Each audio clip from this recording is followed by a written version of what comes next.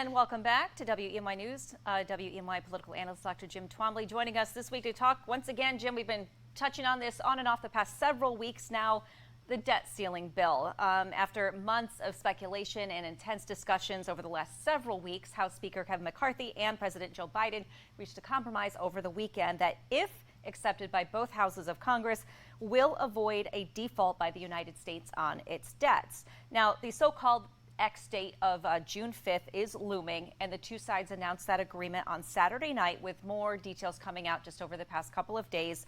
But speculation now turns to whether the two leaders can deliver enough votes from their respective parties to get this thing across the finish line.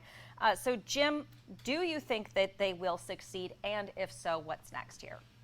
With a great deal of caution, I would imagine that the legislation will actually pass, even with a significant number of defections of conservatives within the Republican conference. Enough Democrats should vote for it to allow it to pass. Certainly there will be some progressive Democrats who will defect as well, but at present it looks as though there should be sufficient support among those who are more in the middle of the parties for it to pass. The caution comes because in situations like this, 24 hours can be an awfully long time, and this environment is so different from what political scientists and pundits have been used to. Okay, so what are the next steps in this process? Well, just like any other piece of legislation, if it were to pass the House, presumably tomorrow, it would need to go to the Senate. Because of the time crunch involved here, there is very little wiggle room.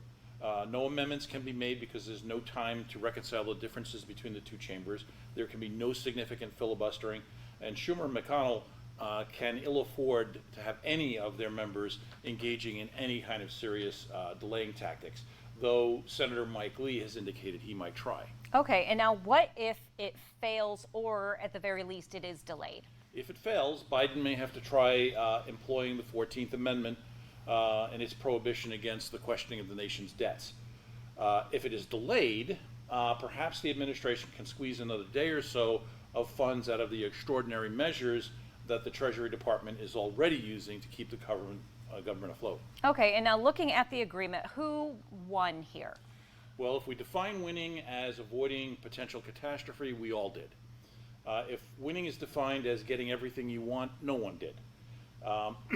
There's been some tallying up of who got what in the negotiations, and though on the surface it looks like McCarthy took Biden to the cleaners, it may actually turn out to be the other way around.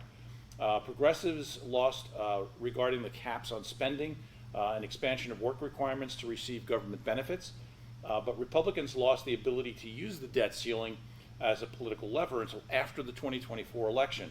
And though work requirements were expanded, so were the definitions of categories of people exempt from those work requirements. This should not happen again. If Biden wins re-election and the Democrats take back the House and hold on to the Senate, they should take steps to eliminate the debt ceiling. Among wealthy countries, only the United States and Denmark do this. And Denmark's limit is high enough that they rarely, if ever, bump up against it. Okay, and that legislation being debated in the House Rules Committee as we speak, so we will continue to follow it. Yes, indeed. All right, thank you, Jim.